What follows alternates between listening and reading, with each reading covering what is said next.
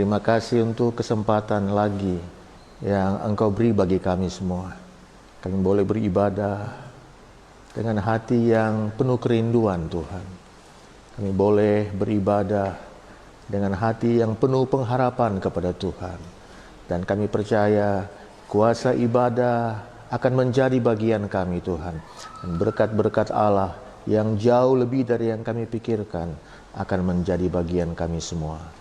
Sejauh mana tayangan ini boleh disaksikan Tuhan, kemanapun tayangan ini boleh disaksikan, ke sana juga Tuhan memerintahkan berkat-Mu. Terima kasih Bapa, juga buat kami yang ada di ruangan ini. Engkau lawat, Engkau sertai urapi kami semua. Dalam dan demi nama Yesus kami bersyukur dan berdoa. Haleluya. Amin. Shalom bagi kita semua. Shalom. Puji Tuhan ya. Ini sudah hampir mendekati jumlah biasanya dan kita percaya keadaan akan semakin Tuhan pulihkan. Amin saudara. Dan mungkin minggu depan kita akan merubah jamnya sebab pemulihan juga mungkin akan kita buat ibadah. Jadi kita akan coba bicarakan sebentar, sesuaikan. Jadi ada 2 kali tetap pelayanan, dua-duanya live streaming saudara. Jadi Tuhan tolong kita semua ya. Yang sana juga sudah mulai rindu ikut ibadah, sudah rindu kembali pelayanan. Jadi kita percaya Tuhan akan tolong kita semua. Saudara terkasih, hari ini kita pasti dalam Tuhan. Amin saudara. Mari sebagai ayat pembuka kita melihat firman Tuhan di dalam kitab Injil Matius pasal yang ke-10. Matius pasal yang ke-10. Kita akan melihat satu topik yang mungkin memang menjadi bagian keseharian kita saudara ya. Matius pasal 10. Ya. Semoga yang di Bengkulu bisa dengar, yang di Jakarta makin banyak di Jakarta, yang di Lampung, di Sumatera Selatan ya, terutama yang setia di Balikpapan, di Bali ya. Nah, di Medan saudara, semakin banyak juga saudara-saudara kita di Medan ya.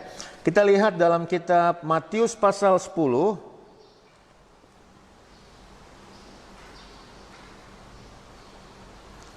di dalam ayatnya yang ke-16 sampai ayatnya yang ke-19. Matius pasal 10 ayat 16 sampai ayat 19. Ayo sama-sama kita baca pada hitungan yang ketiga. 2, 3. Lihat, aku mengutus kamu seperti domba ke tengah-tengah serigala. Sebab itu hendaklah kamu cerdik seperti ular dan tulus seperti merpati. Tetapi waspadalah terhadap semua orang, karena ada yang akan menyerahkan kamu kepada majelis agama, dan mereka akan menyesah kamu di rumah ibadatnya. Dan karena aku, kamu akan digiring ke muka penguasa-penguasa dan raja-raja sebagai suatu kesaksian bagi mereka dan bagi orang-orang yang tidak mengenal Allah. Apabila mereka menyerahkan kamu, janganlah kamu khawatir akan bagaimana dan akan apa yang akan kamu, karena semuanya itu akan dikaruniakan kepadamu pada saat itu juga. Pernahkah saudara ada dalam satu situasi yang sangat kontradiksi? Mungkin di saat yang bersamaan atau di saat yang berdekatan. Ada orang-orang yang habis pelayanan berapi-api, pelayanan dengan semangat, tiba-tiba masih di pintu gereja, dia sudah punya masalah yang besar. Anakku katakan, aku pernah kebaktian Pak di satu gereja yang jemaatnya itu belasan ribu. Kebaktian dengan begitu semangat, lompat-lompat dengan semangat. Pulang gereja masih di tempat parkir, sudah caci maki. Kenapa? Karena nggak mau kalah, keluar dari tempat parkir dan senggolan mobilnya. Kontradiksi. Baru saja melayani, baru saja beribadah, baru saja penuh damai sejahtera, dalam hitungan detik atau menit tiba-tiba penuh dengan amarah. Pernahkah saudara baru saja memberi untuk Tuhan dan pekerjaannya, di saat yang bersamaan atau sangat dekat, tiba-tiba engkau merasa sangat khawatir dan tidak punya apa-apa? Pernahkah saudara baru berdoa dengan semangat, tiba-tiba engkau punya kehidupan yang kalah? Ya, seorang guru saya, dia diundang mendoakan satu keluarga pengusaha yang ingin membakar jimat-jimatnya. Guru saya ini membawa beberapa staf. Itu kalau dikumpulkan mungkin mendekati setengah atau sepertiga rumah tipe 36, saudara. Ada rumah-rumah berhala, ada meja, ada patung-patung yang mau dibakar, itu kira-kira setengah atau sepertiga rumah tipe 36. Banyak sekali yang mau dibakar. Dan persis waktu guru saya ini mendoakan, berpegangan tangan berdoa membakar itu berhala-berhala di gereja yang jaraknya cuma 2 km kurang lebih, pekerja bangunan jatuh. Dan anak guru saya ini tiba-tiba kerasukan untuk waktu yang lama. Satu kontradiksi, satu situasi yang sangat bertolak belakang. Di satu sisi baru saja melakukan yang hebat untuk Tuhan, tapi langsung datang masalah yang berat. Ayat yang kita baca tadi, Yesus berkata, "Aku mengutus kamu seperti domba ke tengah-tengah serigala." Yang mengutus adalah Yesus. Dia raja di atas segala raja, Tuhan segala Tuhan. Biasanya presiden punya utusan khusus. Jadi kalau utusan khusus ini bertemu dengan kepala negara lain, maka kepala negara yang lain memperlakukan utusan khusus itu seperti dia menyambut presiden. Kenapa? Karena itu adalah utusan khusus presiden. Ini yang mengutus Tuhan. Tapi yang diutus ini dikatakan situasinya seperti domba ke tengah-tengah serigala. Satu keadaan yang tidak seimbang. Domba, makhluk yang begitu lemah, diutus ke tengah-tengah serigala. Domba itu seperti tumbal, saudara. Kadang-kadang itulah situasi kita. Kadang-kadang itulah situasi anak-anak Tuhan. Kadang-kadang itulah situasi pengikut Tuhan, ya. Situasi yang kadang-kadang begitu kontradiksi. Satu sisi kita berdoa kepada Tuhan segala Tuhan, Raja segala Raja, Pencipta langit dan bumi. Tapi di saat yang sama kita melihat bagaimana kok aku sepertinya lemah. Mari kita lihat, saudara, beberapa contoh dalam Alkitab tentang situasi-situasi ini. Bahkan sangat mungkin saudara pernah atau sedang mengalaminya. Kalau kita lihat dalam Matius pasal yang keempat, ayat 1. Coba kita baca Matius 4 ayat 1. Ayo kita baca sama-sama, ya. Matius 4 ayat 1, 2, 3. Maka Yesus dibawa oleh Roh ke padang gurun untuk dicobai iblis. Ini pasal 4 ayat 1. Di pasal 3-nya, 3 ayat terakhir, Yesus dibaptis di Sungai Yordan. Begitu dia dibaptis, dia keluar dari air, Alkitab mencatat langit terbuka. Wow, langit terbuka, ia melihat Roh Kudus dalam rupa burung merpati. Coba kita lihat, saudara, ya. Matius pasalnya yang ketiga, kita baca 3 ayat yang terakhir. Matius pasal yang ketiga, kita baca 3 ayat yang terakhir, ya. Ayatnya yang ke-15. Lalu Yesus menjawab, katanya kepada mereka, biarlah hal itu terjadi, karena demikianlah sepatutnya kita menggenapkan seluruh kehendak Allah. Dan Yohanes pun menurutinya. Sesudah dibaptis, Yesus segera keluar dari air, dan pada waktu itu juga langit terbuka. Dan ia melihat Roh Allah seperti burung merpati turun ke atasnya. Lalu terdengarlah suara dari sorga yang mengatakan, inilah anakku yang kukasihi, kepadanya lah aku berkenan. Bayangi, saudara, begitu keluar dari air, langit terbuka. Satu Fenomena alam yang luar biasa. Menghormati momen itu, saudara. Langit terbuka. Ia melihat Roh Kudus turun dalam rupa merpati, dikatakan di situ, saudara, ya. Kemudian kedengaran suara dari surga. Wow. Kalau kita mendengar suara pesawat tempur saja, kita cuma mendengar suara deru yang begitu, saudara. Tapi ini suara dari surga yang berkata, inilah anakku yang kukasihi, kepadanya lah aku berkenan. Bayangkan gemparnya situasi saat itu. Bagaimana murid-murid ketakutan mendengar suara itu, melihat fenomena itu dahsyat sekali. Tapi lihat pasal 4 ayat 1. Maka Yesus dibawa oleh Roh ke padang gurun untuk dicobai. Jadi jangan sepele bagi saudara yang bersaksi tentang kemenangan. Engkau siap-siap diuji. Beberapa majelis kita yang dapat giliran khotbah, beberapa berkata, habis khotbah aku langsung diuji dengan khotbahku. Benar, saudara. Dan ujian itu kadang-kadang tidak tanggung-tanggung. Apa itu? Itulah kontradiksi dalam kehidupan mengikut Yesus. Yesus baru saja mendengar suara dari surga, langsung dibawa oleh Roh ke padang gurun untuk dicobai. Langsung dalam posisi seperti tumbal yang siap dikorbankan. Seperti korban, saudara, dalam posisi yang begitu lemah.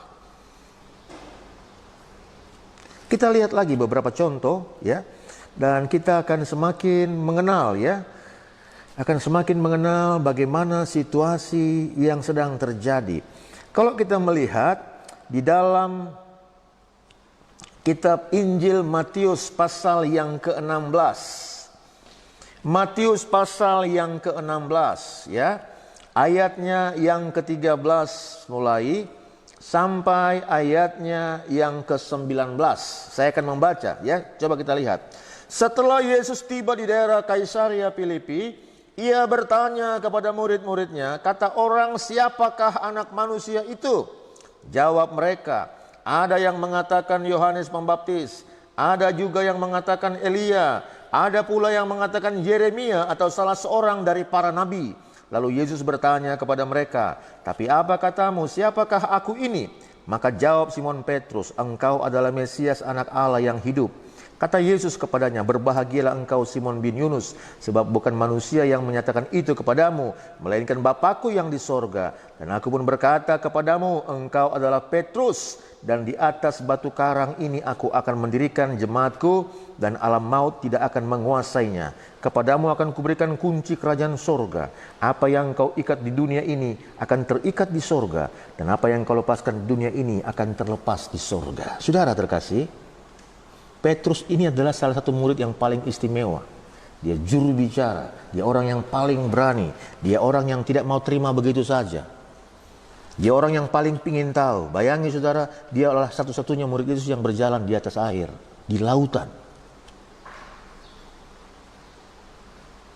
Dan pada waktu Yesus ada di daerah Kaisaria Filipi.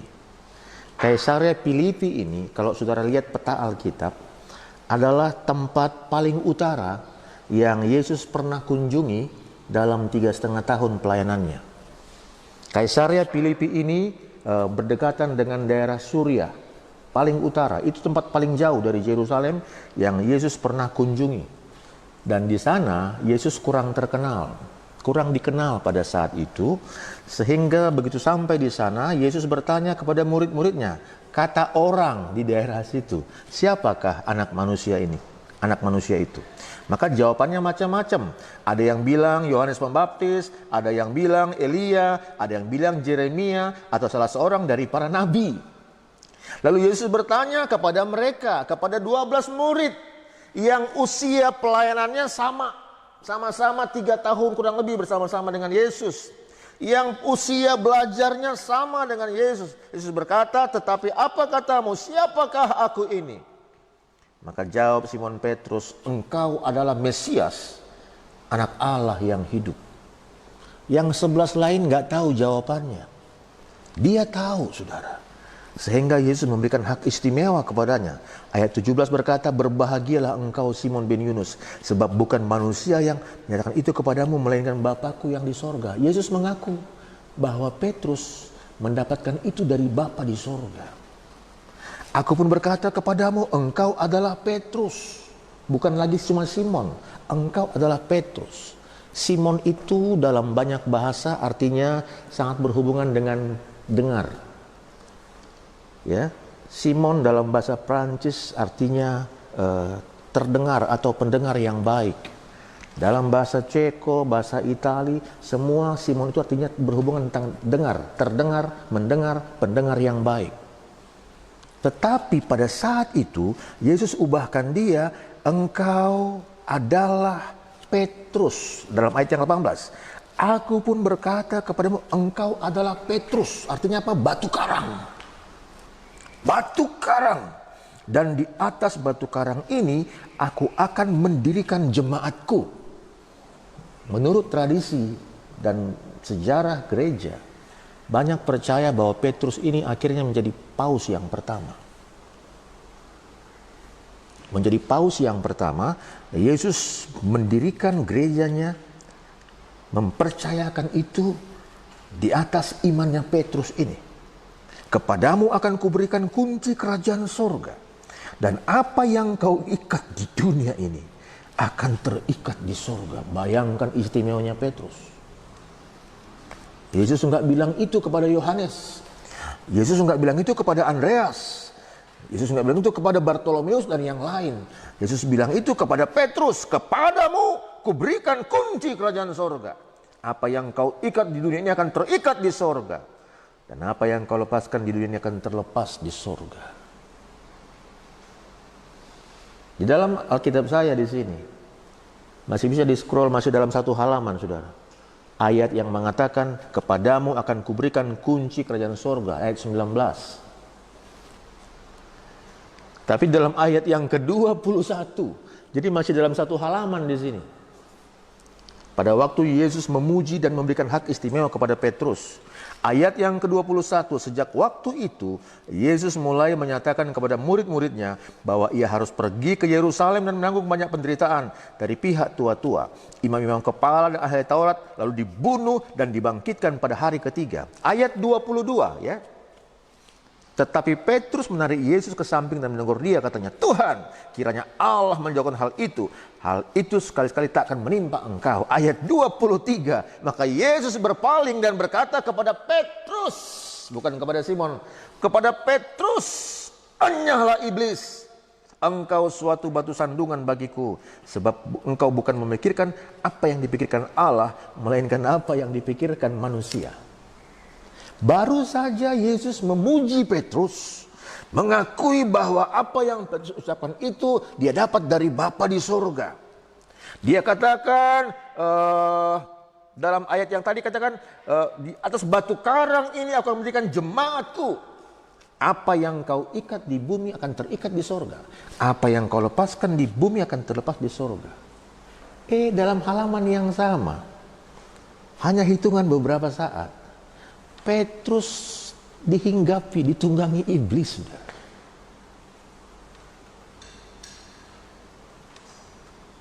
Jadi hati-hati. Pada waktu kita doa keluarga, kita sangat bangga memuji keluarga kita yang sedang berdoa. Itu bukan berarti doa itu, ya oke, jawaban doa itu atau kuasa doa itu bisa bekerja untuk waktu yang panjang. Tapi kitanya yang berdoa, siap-siap untuk diuji, saudara.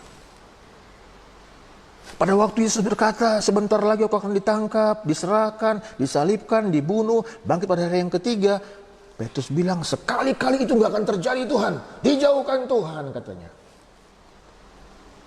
Nampaknya bahasanya bahasa mengasihi Tuhan. Tapi itu menolak salib. Dan Yesus berkata, enyahlah iblis. Enyahlah iblis, kata Yesus, saudara. Ya. Jadi ternyata bisa orang masuk dalam situasi yang kontradiktif.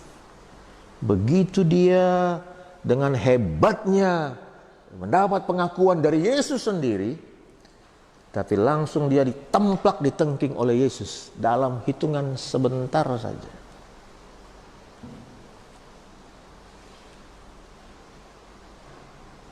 Kan sering kita ngalami kan, waktu kita berdoa kita semangatnya minta ampun, yakinnya minta ampun. Tapi sebentar lagi, iyanya doaku itu dijawabnya itu. Iyanya adanya gunanya doaku itu yang terjadi saudara. Langsung iblis menunggangi Petrus. Coba kita melihat saudara, di dalam kitab 1 Raja-Raja pasal yang ke-18. 1 Raja-Raja pasal yang ke-18. Kita melihat satu peristiwa. Jadi kalau hari-hari ini ada orang paling dicari di bumi ya. Pada waktu saya Tuhan izinkan mengikuti satu kegiatan di USA pada tahun 2011. Tepatnya bulan Mei. Nah, waktu kami sampai di sana, saudara, itu baru 5 hari salah seorang pimpinan teroris Al-Qaeda ya terbunuh di Abbottabad di Pakistan. Saya nggak sebut namanya. Jadi waktu kami sampai itu baru 5 hari kejadian dia terbunuh di Abbottabad di Pakistan.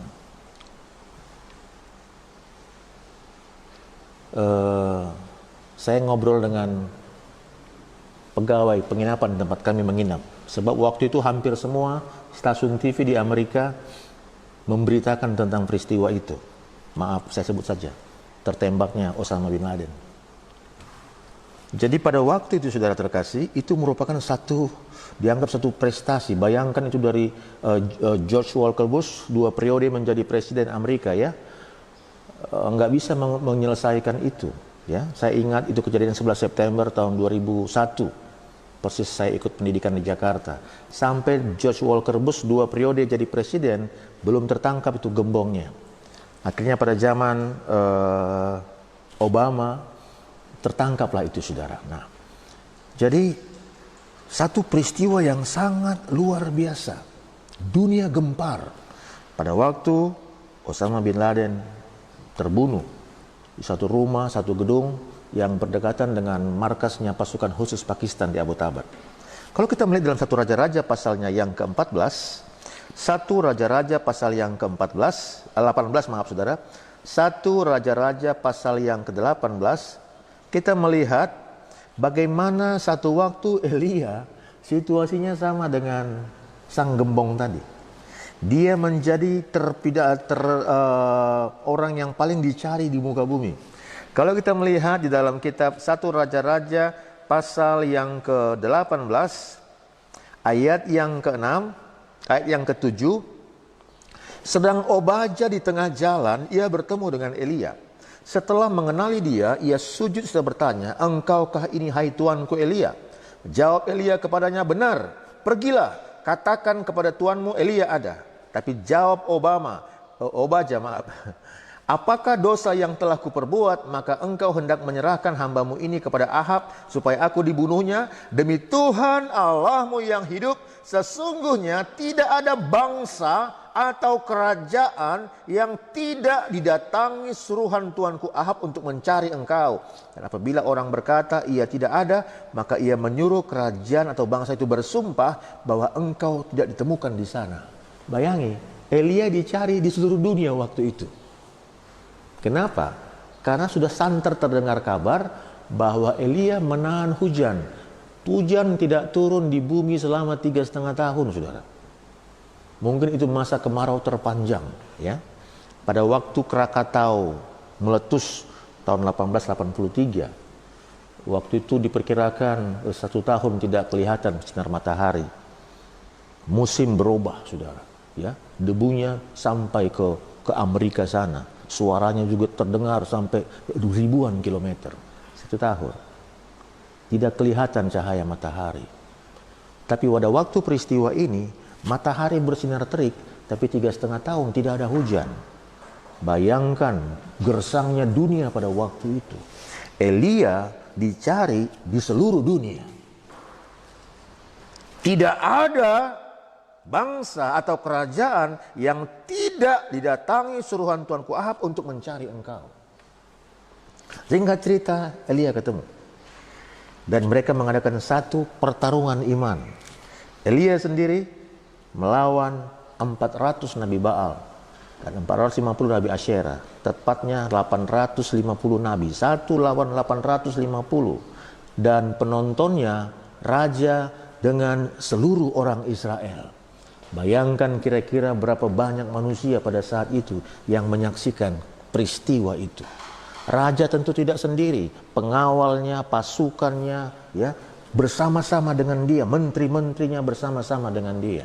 Elia sendirian. Lalu mereka bertarung, saudara. Siapa yang bisa berdoa mendatangkan api dari langit? Ayo kalian dulu, katanya. Kemudian 850 nabi ini mulai sembahyang kepada dewa-dewanya, berteriak-teriak, menoreh-noreh, mendarat, melukai badannya, berteriak-teriak, menjerit-jerit, sampai siang, sampai sore tidak terjadi apa-apa. Lalu Elia berdoa, dia bilang, ayo perbaikin mezbah ini. Dia letakkan korban, buat parit sekitarnya, sekeliling mezbah. Ayo isi dengan air sampai penuh. Isi lagi dengan air sampai penuh. Isi lagi dengan air sampai penuh. 3 kali, saudara. Kemudian dia berdoa. Dan sesudah dia berdoa, hujan turun. Tapi sebelum hujan turun, ya sudah mulai nampak itu tanda-tanda hujan. Dia kumpul nabi-nabi Baal yang mungkin sudah pingsan. Kenapa? Karena sudah berdarah-darah itu, saudara. Dia sembelih tuh 850 nabi. Dia sembelih, mati semua. Padahal nabi-nabi Baal ini, nabi Asyera ini, semua makan tiap hari dari meja sang ratu Isabel. Satu prestasi yang luar biasa. Elia cuman berdoa dan ngomong, hai Israel, kalau Baal itu Allah, sembahlah dia. Tapi kalau Tuhan itu Allah, sembahlah dia. Dalam satu peristiwa itu, satu bangsa berbalik kepada Tuhan. Bayangi, belum ada siaran TV, belum ada majalah, belum ada sound system. Satu bangsa berubah berbalik kepada Tuhan. Dia sembelih nabi-nabi Baal itu sendirian. Dia sembelih 850 nabi. Besok ayat pasal 19, ketika Ahab memberitahukan kepada Isabel segala yang dilakukan Elia dan perihal Elia membunuh semua nabi itu dengan pedang, maka Isabel menyuruh seorang suruhan mengatakan kepada Elia, beginilah kiranya para Allah menghukum aku, bahkan lebih lagi daripada itu, jika besok, kira-kira pada waktu seperti sekarang saat dia bicara itu, aku tidak membuat nyawamu sama seperti nyawa salah seorang dari mereka itu. Maka takutlah ia, lalu bangkit dan pergi menyelamatkan nyawanya. Dan setelah sampai ke Betseba yang termasuk wilayah Yehuda, ia meninggalkan hambanya di sana. Tapi ia sendiri masuk ke padang gurun sehari perjalanan jauhnya. Lalu duduk di bawah sebuah pohon arar. Kemudian ia ingin mati. Hati-hati, saudara. Kadang-kadang waktu saudara baru dapat berkat, katakanlah sejumlah besar uang, itu tiba-tiba sebentar bisa jadi sumber masalah, sumber pertengkaran. Saudara tiba-tiba dapat berkat, dipromosi, saudara, siap-siap. Ada begitu banyak yang cemburu dan pingin menyakiti engkau. Elia baru saja mentobatkan satu bangsa. Besoknya dia ingin mati. Kontradiktif, saudara. Sangat berlawanan situasinya. Suami yang baru kita puji-puji. Saya lucu sekali pada waktu beberapa bulan lalu ada satu kisah di daerah kita ini, saudara, ya. Sepasang suami dan istri di teras rumah bercanda-canda, ngobrol-ngobrol bercanda-canda. Orang lewat, mereka sapa-sapa. Hai, mau kemana? Tetangga-tetangga lihat mereka akrab sekali, suami istri. Di teras rumah mereka ketawa-ketawa, ngobrol, saudara. Lalu kemudian masuk ke rumah. Kedengaran ada suara-suara keras, pertengkaran. Lalu kedengaran 3 suara letusan pistol. Des, des, des. Suami dan istri mati. Barusan ketawa-ketawa di teras. Tetangga lihat, orang lewat saling sapa, canda-canda di teras rumah. Pulang sebentar bertengkar keras. Si suami bunuh istrinya dan kemudian ditembak kepalanya sendiri. Kenapa saudara? Hal-hal seperti ini sering terjadi. Baru saja Elia mentobatkan satu bangsa, mengundang api dari langit dan api datang saudara. Dia berdoa supaya hujan turun. Padahal sudah 3,5 tahun nggak turun hujan. Dia berdoa hujan turun saudara. Tapi besoknya dia takut dengan seorang perempuan yang mengutus seorang utusan. Langsung dia kehilangan nyali saudara. Pada waktu engkau menerima berkat yang luar biasa, jangan lupa untuk berjaga-jaga. Pagari berkat itu, pagari hatimu. Karena mungkin saja sesudah itu ujian berat akan datang. Yang terakhir, kita melihat saudara tentang Yunus. Dalam kitab Yunus pasal yang ketiga. Yunus pasal yang ketiga. Yunus pasal yang ketiga. Datanglah firman Tuhan kepada Yunus untuk kedua kalinya demikian. Bangunlah, pergilah ke Niniwe, kota yang besar itu, dan sampaikanlah kepadanya seruan yang kupirmankan kepadamu. Bersiaplah Yunus lalu pergi ke Niniwe sesuai dengan firman Allah. Niniwe adalah sebuah kota yang mengagumkan besarnya, 3 hari perjalanan luasnya. Mulailah Yunus masuk ke dalam kota itu dan dari perjalanan jauhnya lalu berseru, 40 hari lagi maka Niniwe akan ditunggang balikkan. Orang ini percaya kepada Allah, lalu mereka mengumumkan puasa, dan mereka baik orang dewasa maupun anak-anak mengenakan kain kabung. Sering pengkhotbah berkhotbah, saya pun pernah khotbahkan itu. Bagaimana Petrus sesudah penuh Roh Kudus, satu kali khotbah dia 3.000 jiwa bertobat. Amin saudara. Tapi ini satu kali khotbah 120.000 jiwa bertobat. Bahkan raja kota Niniwe yang tidak mendengar khotbah itu langsung pun bertobat. Satu kali dia khotbah, dia berseru, dia keliling. Satu hari itu dia berkeliling, saudara. Kota itu bertobat.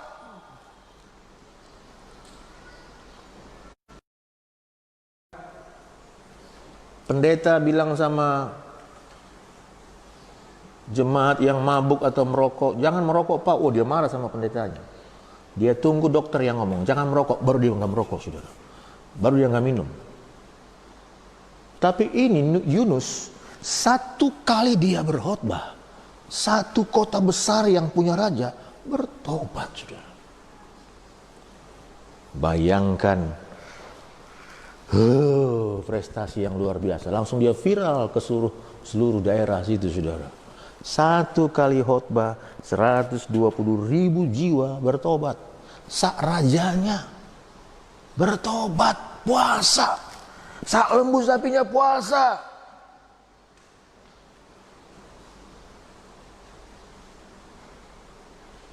Tapi coba lihat pasal yang keempat. Ternyata pertobatan orang Niniwe itu sangat mengesankan Yunus. Lalu marahlah ia dan berdoalah ia kepada Tuhan, katanya, ya Tuhan, bukankah telah kukatakan itu ketika aku masih di negeriku? Itulah sebabnya maka aku dahulu melarikan diri ke Tarsis, sebab aku tahu bahwa engkaulah Allah yang mengasihi dan penyayang, yang panjang sabar dan berlimpah kasih setia, serta yang menyesal karena malapetaka yang hendak datangkannya. Jadi sekarang ya Tuhan, cabutlah nyawaku, karena lebih baik aku mati daripada hidup. Nggak ada intervalnya. Tidak ada yang menyalahkan dia. Tidak ada yang mengancam dia. Tiba-tiba aja dia baru menangkan satu kota, dia ingin mati. Saudara, kalau saudara memberi kepada Tuhan, doakan sebelum engkau memberi. Doakan pemberianmu itu. Kalau saudara mau melayani, berdoa sebelum melayani, doakan pelayananmu itu. Karena kadang-kadang waktu engkau memberi tanpa berdoa, lalu mulai ada bisikan, engkau menyesalinya dan mulai menyalahkan banyak hal. Karena kalau engkau tidak melakukan itu, sementara engkau melayani, engkau tidak mempersiapkan diri, dan terjadi kemarahan, engkau rasa tidak dihormati, engkau rasa tidak didengar, engkau rasa tidak mendapat pengakuan, dan engkau ingin mematikan roh pelayanan itu. Ada hal yang kontradiksi terjadi dalam hidup saudara dan saya.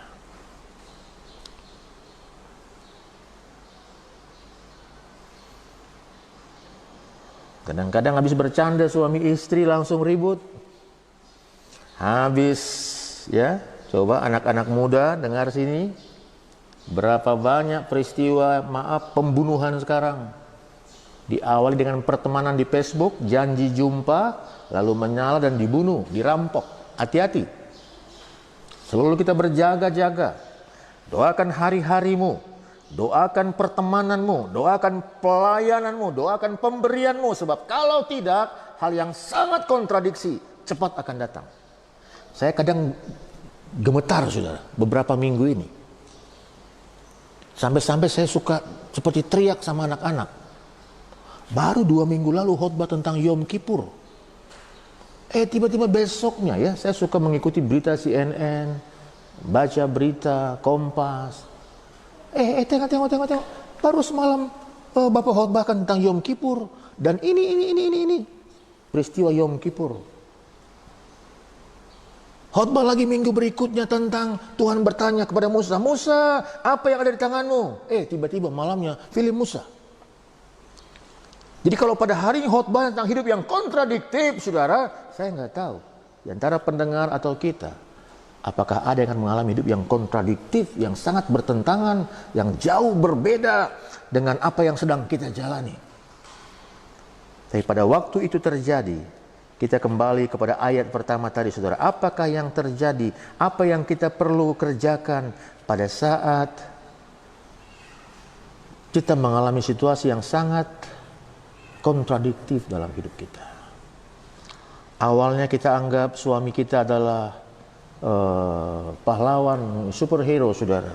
Tiba-tiba kita anggap dia sumber bencana. Kadang-kadang istri dianggap ya super mom di rumah, ya. Tiba-tiba dianggap jadi sumber malapetaka. Anak yang diharapkan menjadi sumber kebahagiaan, dianggap jadi sumber bencana dan lain sebagainya. Apa yang harus kita kerjakan pada waktu situasi itu terjadi? Ayat yang ke-16, Matius pasal yang ke-10. Lihat, aku mengutus kamu seperti domba ke tengah-tengah serigala. Sebab itu hendaklah kamu cerdik seperti ular dan tulus seperti merpati. Tapi waspadalah terhadap semua orang, karena ada yang akan menyerahkan kamu kepada majelis agama, dan mereka akan menyesah kamu di rumah ibadatnya. Dan karena aku, kamu akan digiring ke muka penguasa-penguasa dan raja-raja sebagai suatu kesaksian bagi mereka dan bagi orang-orang yang tidak mengenal Allah. Apabila mereka menyerahkan kamu, janganlah kamu khawatir akan bagaimana dan akan apa yang harus kamu katakan, karena semuanya itu harus dikaruniakan kepadamu pada saat itu juga. Karena bukan kamu yang berkata, melainkan roh Bapamu, Dia yang akan berkata-kata di dalam kamu. Saat situasi itu terjadi, saudara, apa yang harus aku dan saudara kerjakan? Yang pertama, jaga ini. Jaga ini, saudara. Ini cepat sekali menyalahkan keadaan, menyalahkan Tuhan, menyalahkan masa lalu, menyalahkan pilihan, menyalahkan. Jaga ini, saudara. Ada waktunya kita berdiam diri dan membiarkan roh Bapamu yang berkata-kata. Situasi sekarang ini kita perlu berdiam diri. Berdiam diri di kaki Tuhan. Pada waktu kita mengandalkan ini, saudara, ini rentan melihat kesalahan, melihat peluang-peluang yang salah. Tapi waktu kita memejamkan mata dan berkata, Tuhan, tolong saya. Pada waktu kita andalkan ini paling pintar membidik mana yang mau dimaki, disumpah serapah, disalahkan. Di waktu kita berdiam diri dan biar roh yang berkata-kata menyampaikan kata-kata yang perlu kita ucapkan, maka Dia akan memberikan jalan keluar. Amin, saudara. Ya, di sini ada Ibu Siburian. Waktu ibu lemah, jaga ini. Suami yang menolong mengurus istri pada waktu keadaan memuncak, jaga ini. Jangan cepat-cepat keluarkan bahasa-bahasa yang akhirnya memperburuk keadaan. Jaga ini, saudara. Saudara yang menyaksikan ini dan situasimu sedang berat, jaga ini, saudara. Karena seringkali ini malah memperburuk keadaan. Dengan kita diam, kita sedang menyerahkan seluruhnya kepada Tuhan. Tuhan tolong kita semua. Saya ingin kita menyanyikan sebuah lagu. Bisa.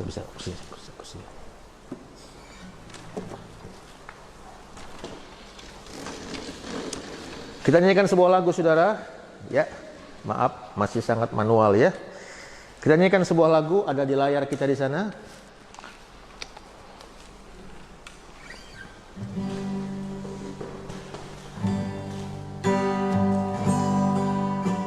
Ayo kita bernyanyi, saudara.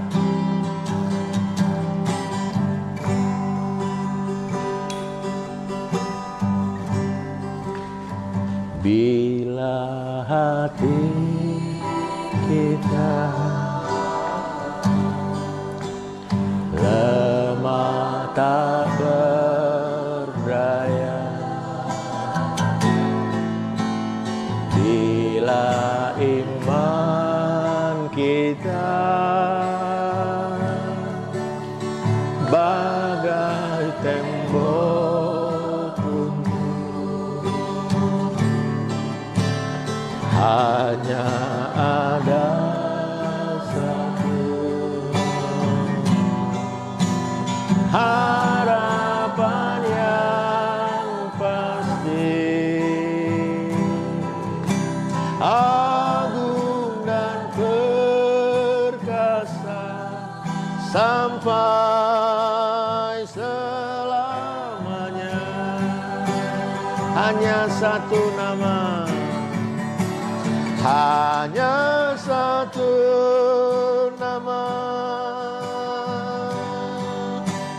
yang menggetarkan hati,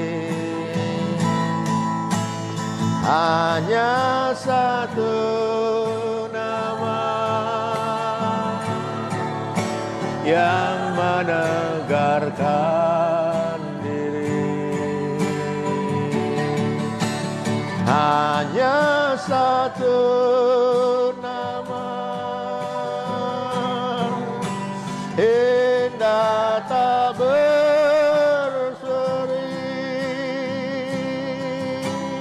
nama Yesus, nama Raja segala raja. Mungkin engkau bingung, aku baru saja memberi Tuhan, tapi kenapa aku kekurangan? Mungkin engkau bingung, Tuhan, aku baru saja bersaksi, tapi kenapa sekarang hidupku hancur? Tuhan, aku baru saja berdoa dengan percaya, tapi kenapa semua berubah tidak seperti yang kuharapkan? Aku mengutus kamu seperti domba ke tengah-tengah serigala. Dan waktu keadaan begitu di luar dugaan kita, jaga perkataanmu, saudara. Jaga mulut bibir kita. Jangan menista Tuhan. Jangan menyalahkan keadaan. Jangan menyesali diri. Pada waktu keadaan tidak seperti engkau harapkan, panggil nama Yesus. Panggil nama Yesus. Nama yang di atas segala nama. Nama yang memberi jalan keluar. Nama yang memberikan pengharapan dan jawaban. Nama Yesus, nama yang berkuasa. Bila hati kita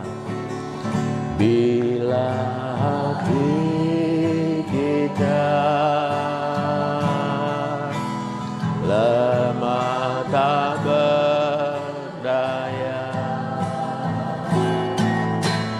bila iman kita bagai tembok runtuh, hanya ada satu, hanya ada satu harapan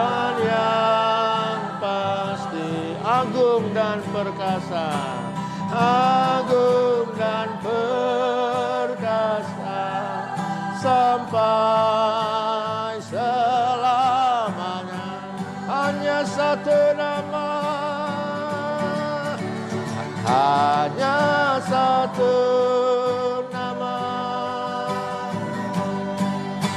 yang menggentarkan hati,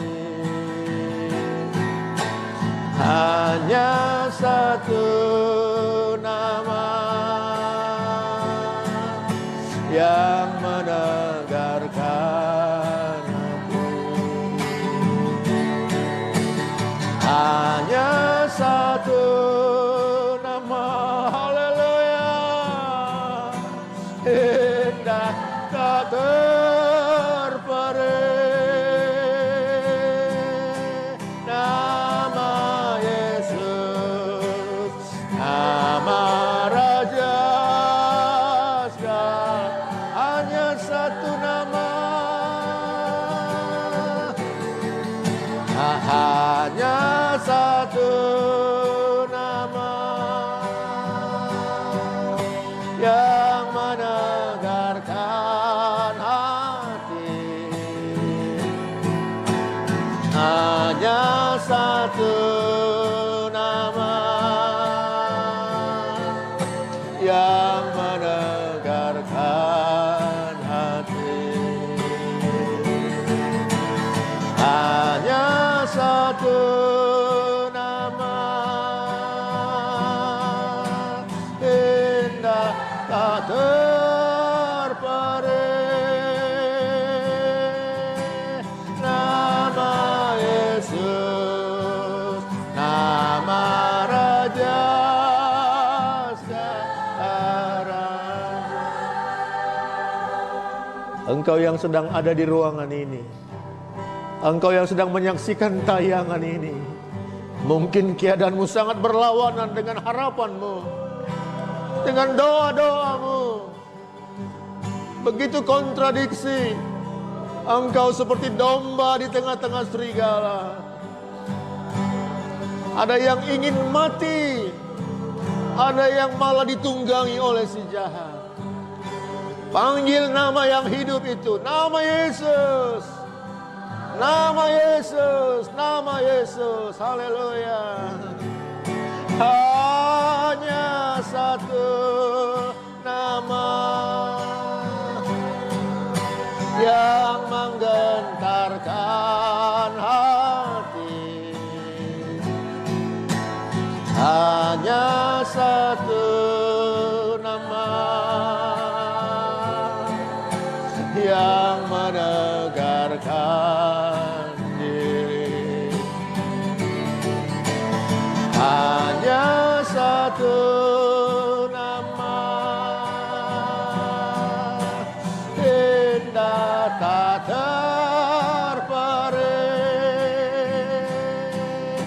nama Yesus, nama Raja segala raja, nama Yesus, nama Yesus, nama Raja segala raja, haleluya, haleluya, haleluya, haleluya, haleluya, nama yang menegarkan,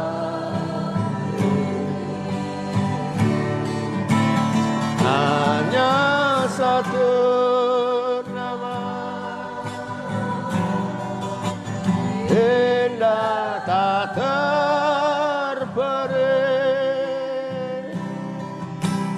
nama Yesus, nama Raja segala raja.